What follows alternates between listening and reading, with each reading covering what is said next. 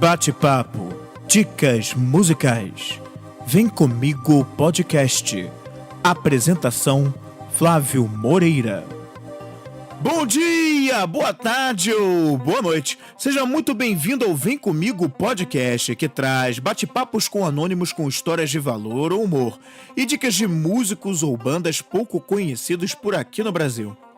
Hoje eu trago para um bate-papo um profissional da voz que vivenciou diversas fases do rádio e desenvolveu um negócio com base nisso. Multiplica conhecimento e discute abertamente sua opinião a respeito do futuro da comunicação. Uma conversa que fala até sobre podcast. Então, vem comigo ouvir isso aqui.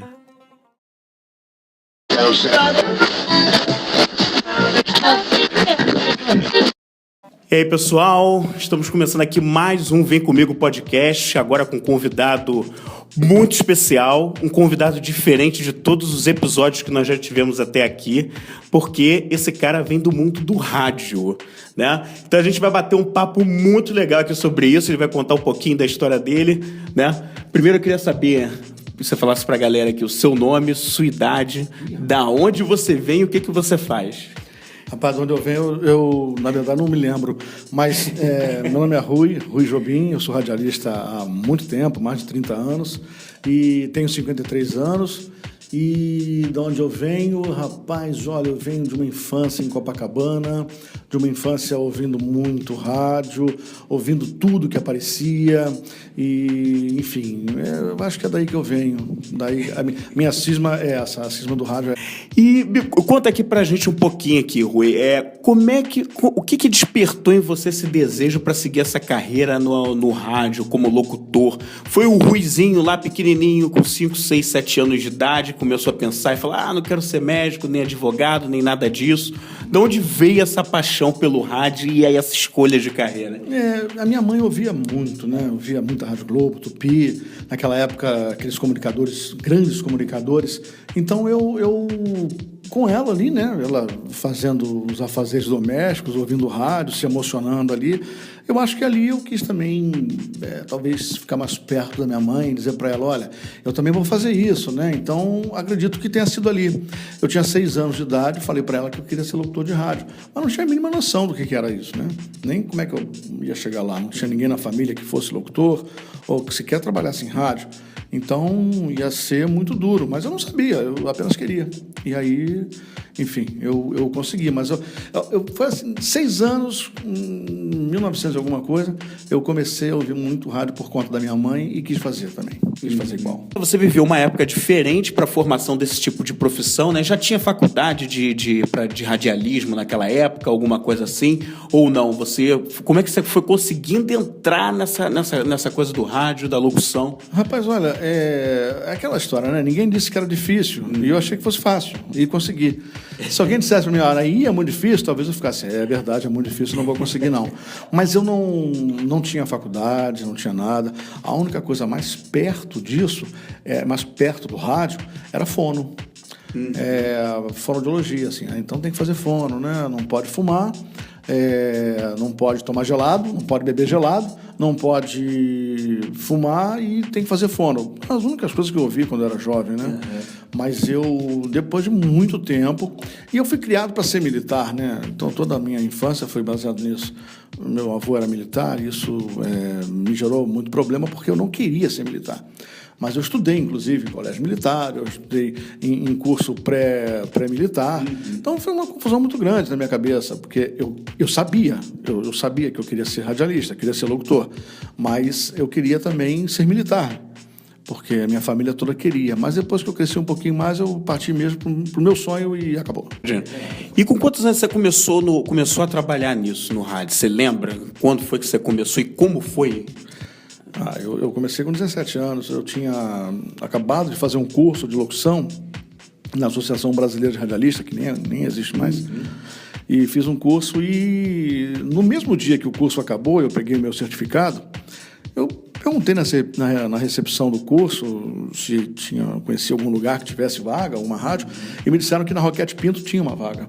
Eu fui lá, eram 4 da tarde, deu meia-noite, eu estava estreando já. Então foi rápido? Foi rápido. Eu falei, eu não imaginei que fosse ser tão rápido. Não era a rádio que eu queria, mas era uma rádio para se trabalhar. E lá foi ótimo, porque eu errei, eu aprendi, eu conheci muita gente boa, conheci um rádio que hoje não existe mais, né? Mas eu conheci um rádio muito interessante, muito, vamos dizer assim, com muita dificuldade as pessoas faziam um rádio naquela época, principalmente na Rádio Roquete Pinto, né? A Roquete Pinto hoje, por mais que seja do estado do Rio, e a gente se encontre falido, é uma rádio boa, tem bons equipamentos e tudo. Naquela época, não, era uma rádio muito ruim. Era uma rádio que tinha... A produção era muito... deixava a desejar, muito, demais. E aí, quando você chegou ali na Roquete Pinto, o que você chegou para fazer ali de desafio ali? Já que você já estreou ali naquele primeiro dia, meia-noite, o que já entrou para você encarar ali com aquele primeiro trabalho? Com 17 anos, tudo é desafio, né? Não tem como não ser. E eu queria muito apresentar um programa musical, né? Que naquela época estava em evidência. Mas não, eu fui ler um noticiário. Fui ler o noticiário na Roquete Pinto AM. Então eu fazia as duas, a Roquete Pinto FM e a Roquete Pinto AM. No FM eu anunciava música, né? Mas não era música que eu queria anunciar também, não. Eram músicas bem mais antigas e tudo, uma coisa bem doida, inclusive. Mas no AM eu fazia o jornal da meia-noite, o jornal de 1 da manhã. É um jornal que durava 1 hora. Então... é um desafio. 17 anos fazendo um jornal de 1 hora é um desafio muito grande. E aí, de lá pra cá, como é que foi a tua trajetória, além da Roquete Pinto? Isso foi o quê? Início da década de 80, né? Que você começou por lá? Foi em 81. Eu comecei mesmo a me profissionalizar depois que eu saí da Roquete Pinto. A Roquete Pinto acho que foi um grande curso, entendeu? Eu fiquei só 8 meses lá. E da Roquete Pinto eu acabei fazendo também a Rádio Estácio FM. Então eu fazia as duas ao mesmo tempo. Foi interessante, mas a Rádio Estácio já era um outro tipo de rádio, era uma coisa bem mais moderna, equipamento bem mais moderno, as coisas eram tratadas de forma diferente. E eu fui muito feliz lá na Estácio, mas também não fiquei muito tempo. Logo depois eu fui para a Transamérica. E foi aí que eu conheci o sucesso pela primeira vez. Na Transamérica foi que a coisa realmente... a rádio do nada, né? Nós fizemos uma rádio, estava em 18º lugar, e a rádio foi para 2º lugar e em alguns momentos do dia, 1º lugar. Então, foi um sucesso muito grande, tipo reconhecimento na rua e tudo. Foi a única vez que eu realmente tive um sucesso grande em rádio, que também não esperava. Eu não entrei em rádio para ser famoso. Eu entrei em rádio para fazer uma coisa que eu gostasse, mas que acabei sendo famoso, vamos dizer assim, naquela época, na década de 80. Não só eu, mas toda a equipe da Transamérica foi muito badalada e tudo. Então eu apresentava show, eu fazia show, era muito interessante. Da Transamérica eu fui para a rádio RPC.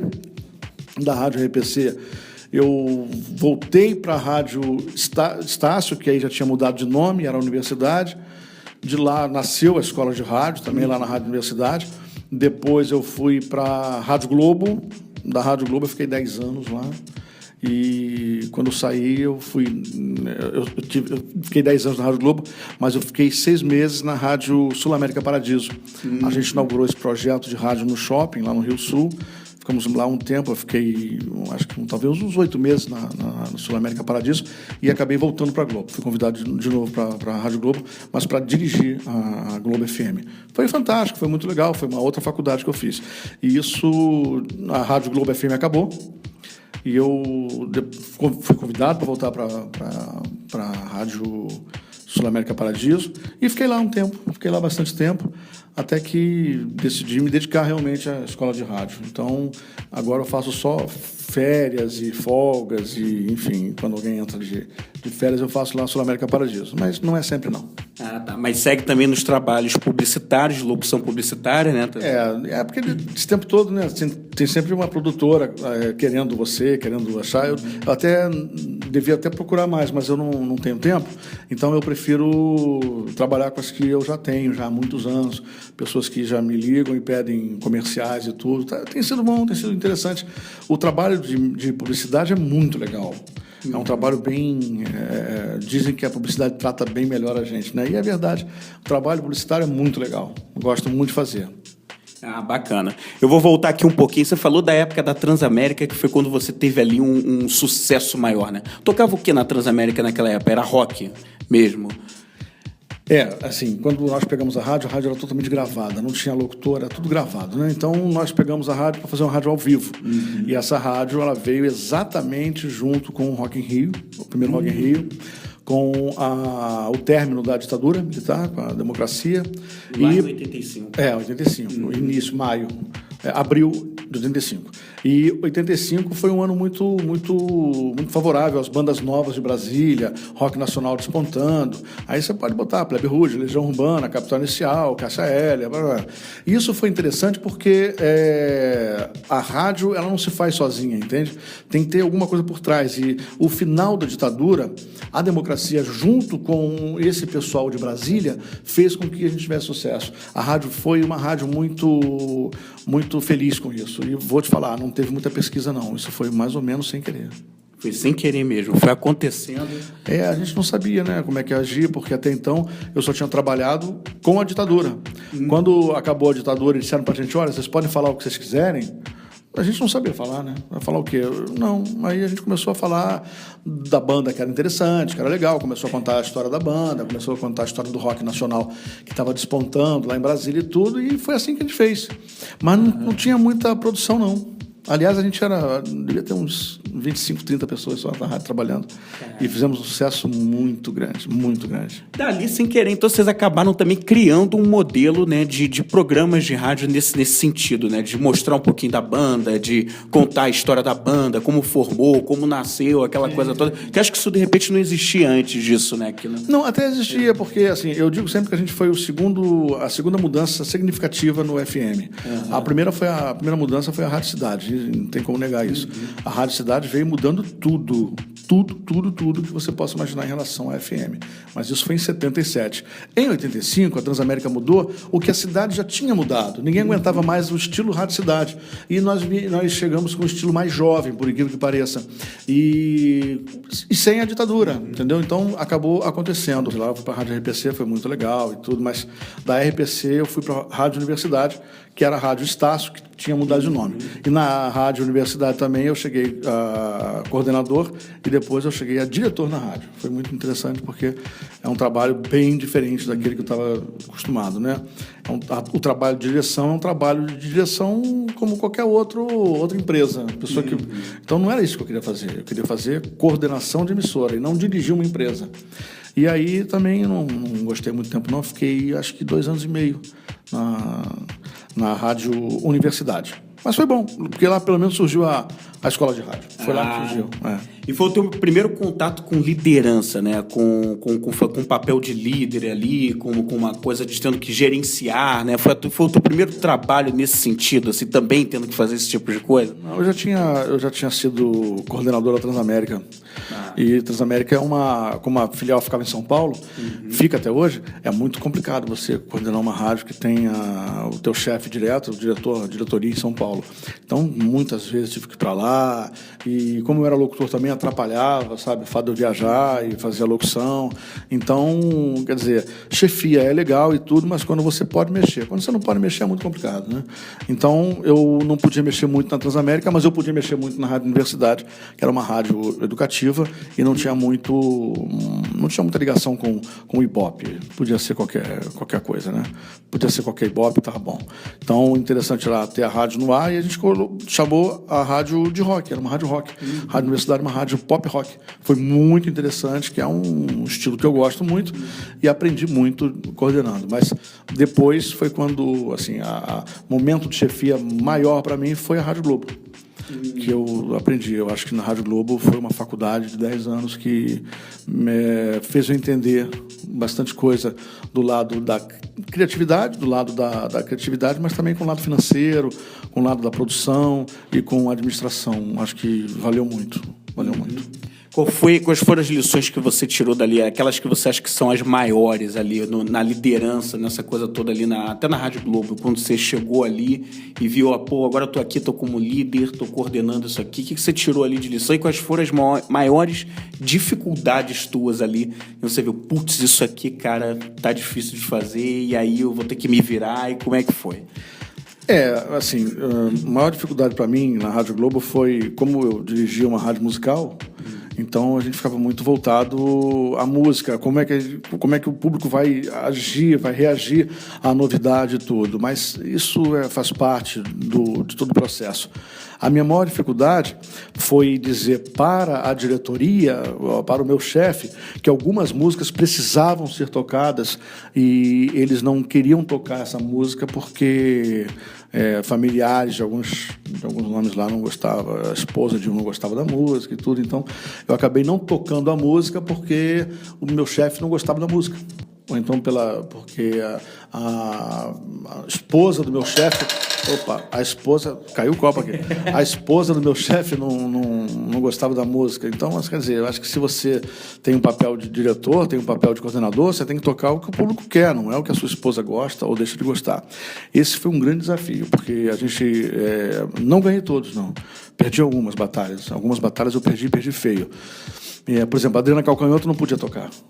Você vê uma rádio como a Globo FM, a adulta contemporânea, não podia tocar. Qual era a justificativa que eles davam? A mulher não gostava, a mulher dele não gostava. Então, quer dizer, isso não tem o que você discutir, entendeu? A partir do momento que o teu chefe fala, não vai tocar porque eu não quero. Então, tá bom. Sabe? Então, assim, mesmo causando mal ao teu trabalho, não dá. Ou você pede para sair, né, que seria um absurdo, ou então você cumpre a ordem. Eu cumpri a ordem e fui até... Agora, a grande lição que eu tive foi que a rádio não é nossa, né? A gente pensa que a gente coordenando, dirigindo, mandando em todo mundo e acaba achando que a rádio é nossa. A rádio não é nossa. A gente está ali temporariamente. E quando eu descobri que a rádio, numa reunião, que a Rádio Globo ia acabar para dar lugar à CBN, eu falei, não vou deixar isso acontecer. Eu não tenho que deixar nada, entende? A rádio não é minha. Mas foi engraçado isso. Não, isso não vai acontecer porque eu não quero, não vai acontecer. Olharam para mim como dizendo assim, o que esse garoto está pensando? Quem é esse garoto para falar assim? Mas é assim, a gente pensa que a rádio é nossa. Então, vive isso 24 horas, é bom. E lá na Rádio Globo, você também apresentou um programa famoso que é o Globo no Ar, né? Você teve quanto tempo apresentando esse programa? Foi um ano e meio, o noticiário mais importante, sei lá, talvez do rádio, né, cara? Rádio moderno. E esse Globo no Ar era muito complicado, porque, assim, hoje você sabe que não tem problema errar, né? O locutor erra, né? O locutor tropeça, o locutor erra, o locutor gagueja, o locutor... E assim, a ordem que eu recebia lá é não pode errar. E eu não estava acostumado com isso, né? Porque eu acho que, como até professor, eu falo para os alunos, gente, pode errar, a gente é feito de carne e osso, como qualquer um outro, e hoje não tem muita diferença, né? Aí você recebe uma ordem assim, não pode errar, e você fica com aquilo na cabeça, não pode errar. Mas foi bacana. Ali eu já, muito tempo já no rádio e tudo, já não tinha mais o frio na espinha, né? Ali já me dava o frio na espinha. Ali foi muito legal. Como dizia para mim o meu amigo Antônio Carlos, lá, que agora está na Rádio Tupi, né? Ele falou assim, agora você está brincando de rádio de verdade, né? Porque você fazer o Globo no Ar, numa Rádio Globo naquela época, era coisa de Brasil inteiro ouvindo, né? Brasil inteiro. Era a Rede Nacional, então era muito... Você lembra em que ano, mais ou menos, você pegou o Globo no Ar? 91? Não. Foi em 2005. 2005? 2005, é quase 2007, Isso, foi uma loucura, foi muito bom. Você não sabe por quantos anos eu acordei de manhã ouvindo o programa do Antônio Carlos e antes o Globo no Ar. Aí pega o Globo no Ar e vejo, meus pais ligavam aquilo alto pra caramba. Exatamente, Eu fazia o horário da tarde, né? Então eu fazia o Globo no Ar de 1 até as 5 horas, era o último Globo no Ar. Mas assim, sempre que entrava no estúdio para fazer o Globo no Ar, era um freio na espinha, era bem bacana. E a gente vive disso, né? A gente, que é artista, assim, acaba mais pendendo pro lado artístico, vive desse frio da espinha, é muito bom, né? Então é isso. Pois é. Eu ia até te perguntar isso, você falou dessa questão do lado artístico, né? Porque, assim, a pessoa que escolhe geralmente o rádio, escolhe pela paixão do rádio, porque, como em muitas outras profissões, claro, mas ele está ali, faz um papel, de certa forma, de artista, empresta sua voz para interpretar ou para, enfim, falar, comunicar, né, fatos, mas ele não está aparecendo, né? Enquanto na televisão, né, o cara aparece, aquela coisa toda.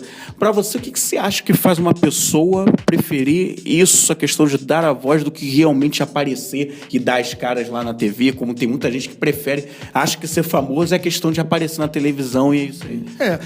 Em relação a ser famoso, hoje está mudando muito, né? A gente não sabe mais o que é ser famoso. Hoje tem as pessoas nas redes sociais muito famosas, mais famosas que na televisão ou no rádio. Mas, assim, se eu tivesse de televisão o que eu tenho de rádio, certamente eu seria muito famoso. Mas eu não faz falta isso, entendeu? Eu nunca quis fazer televisão, eu quis fazer rádio, porque assim, a minha ligação com música é muito grande. Então, eu queria trabalhar com música, com rádio, não trabalhar com televisão. Foi isso, não tenho assim, muita... Era rádio, não tinha... Mesmo porque a televisão era muito difícil e para trabalhar em televisão você tinha que, no mínimo, ser ator. Eu não queria ser ator, eu não queria ser repórter, não, eu queria ser locutor de rádio, desde o início, e consegui, felizmente. Muito bem.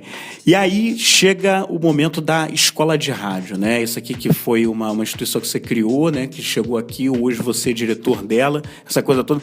Quando é que isso entrou aí na tua vida? Quando é que você teve esse estalo de criar a escola de rádio e ter isso aqui, né?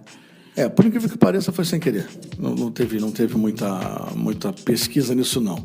Eu não parei assim, eu vou fazer agora um lugar onde as pessoas saiam daqui e entrem no mercado. Não foi assim. Eu fui convidado para trabalhar na Rádio Universidade, de volta. Só que o salário lá era metade do que eu ganhava como locutor na Rádio RPC. E eu, assim, a gente não vive só pelo dinheiro, né? Mas já tem as necessidades. Então, eu precisava ganhar um pouco mais. Foi então que eu disse não à Rádio Universidade. Então, o diretor da faculdade, na época, falou, mas, Rui, a gente pode fazer alguma coisa para acrescentar salário? Eu falei, não sei, eu posso ter uma outra atividade, né? Sim. Você quer dar aula na faculdade? Eu falei, dar aula? Tá, mas de quê? De rádio, aula de locução de rádio, que as pessoas aqui não têm. Tá bom, então faz o seguinte, quero sim. Me passa o programa para eu dar uma olhada no programa? Né?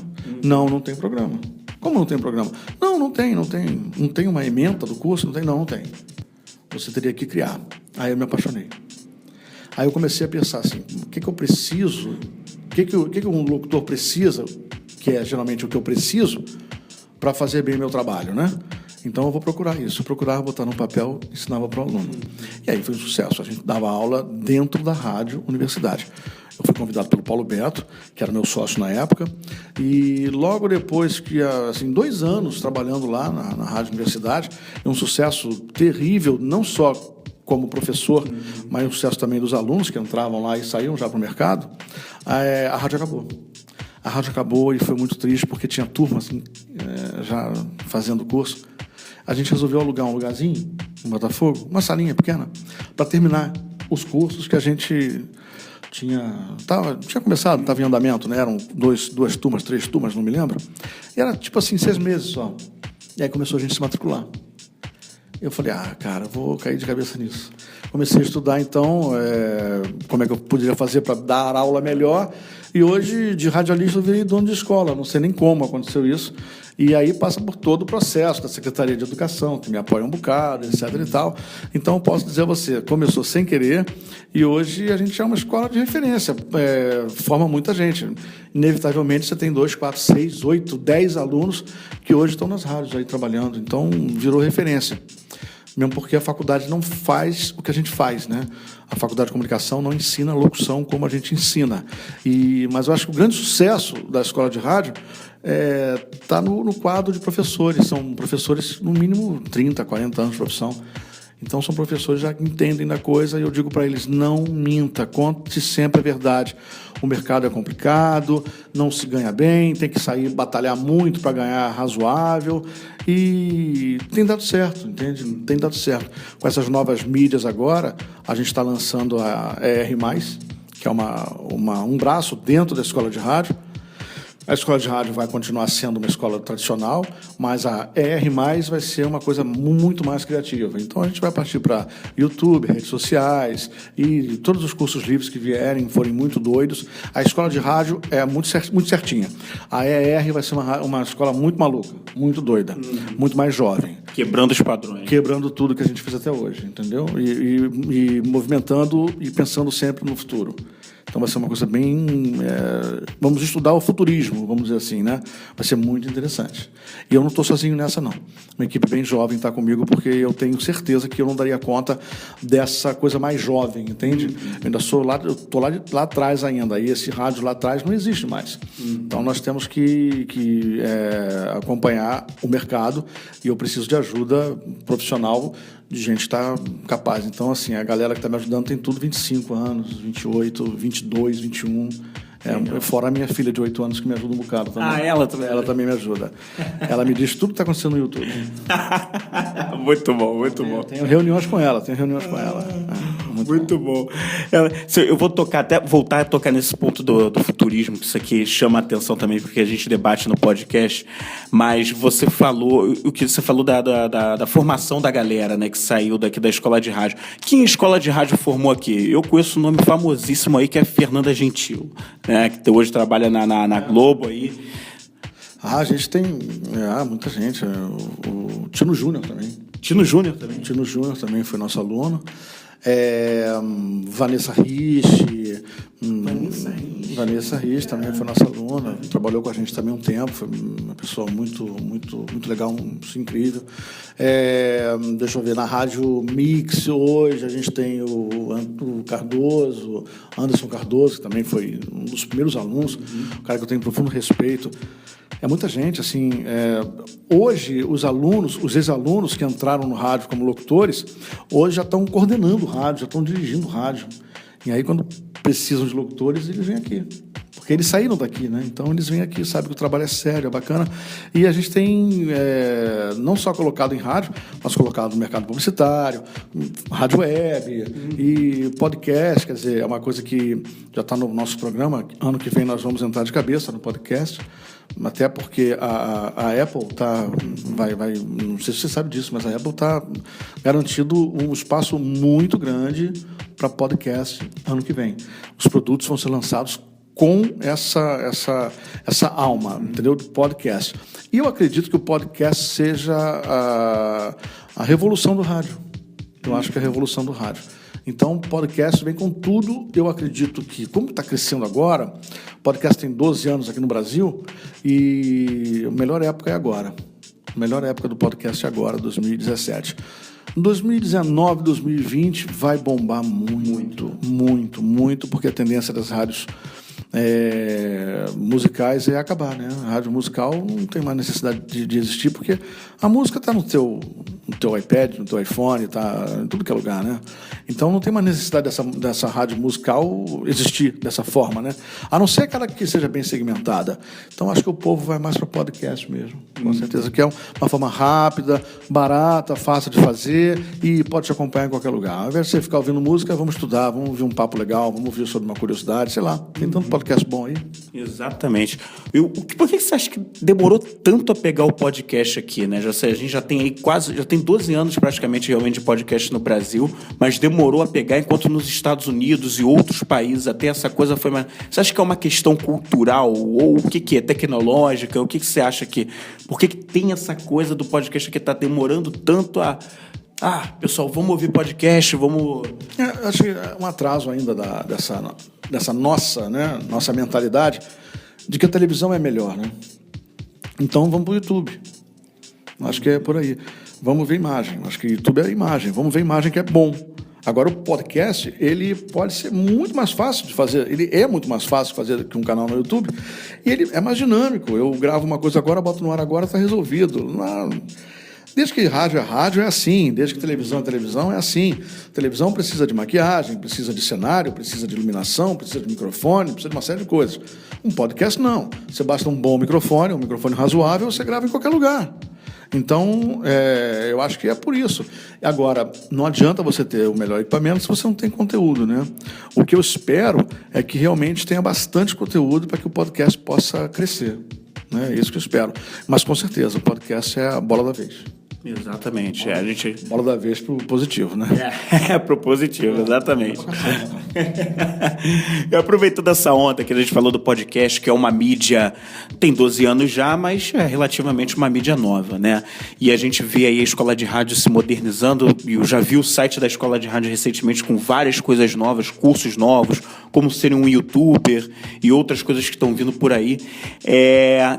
Que você, o Rui, hoje, que já passou já pela antiga Escola da Rádio até hoje, o que você acha que é o caminho do rádio e da comunicação em si para os próximos anos? Debate, comunicação, bate-papo, enfim, eu acho que a fala, acho que a narração, a resenha, a discussão, entendeu? Eu acho que isso o podcast representa muito bem. Então, eu acho que isso pode ser um caminho muito interessante para o podcast. Mas não vamos deixar de pensar também que é muito incrível, né? Você ter uma televisão, ter uma imagem, como você tem no YouTube, como você tem numa TV a cabo, é incrível. Mas dá para fazer um podcast. Se você parar para pensar, o grande momento do rádio, que foi o momento da novela radiofônica, né? Da radionovela, esse momento pode voltar no podcast. Qual o problema? Isso já não voltou, né? Inclusive, nos Estados Unidos tem alguns podcasts que são realmente contando histórias, é como se fosse uma novela. Existe já isso lá. Com certeza. Eu esqueci o nome agora, aquela que se passa dentro de uma universidade, onde uma menina foi assassinada e tudo. Aquilo ali chamou tanto atenção, porque as grandes empresas já estão comprando podcast para fazer. Então, assim, por que não ser a rádio 2.0, né? Por que não ser uma continuação, uma continuidade à rádio? A rádio não vai acabar, mas está agregando coisas, né? Então, por que você não pode ter um programa numa rádio e também ter um podcast? Muita gente faz isso, muita gente, principalmente em São Paulo, as rádios fazem isso, pegam a transmissão e colocam também no podcast. Então, a pessoa não viu lá, é como se fosse Globo.com, Globoplay, né? É sob demanda, então eu vou ter um... A CBN está com um sistema desse. Tá, a CBN, você prestar bem atenção, já está fazendo um podcast, né? Já está fazendo, eu assino a CBN. Então isso é interessante. Então nós temos essa possibilidade. Por que não usar, né? Hoje a qualidade sonora é legal, você tem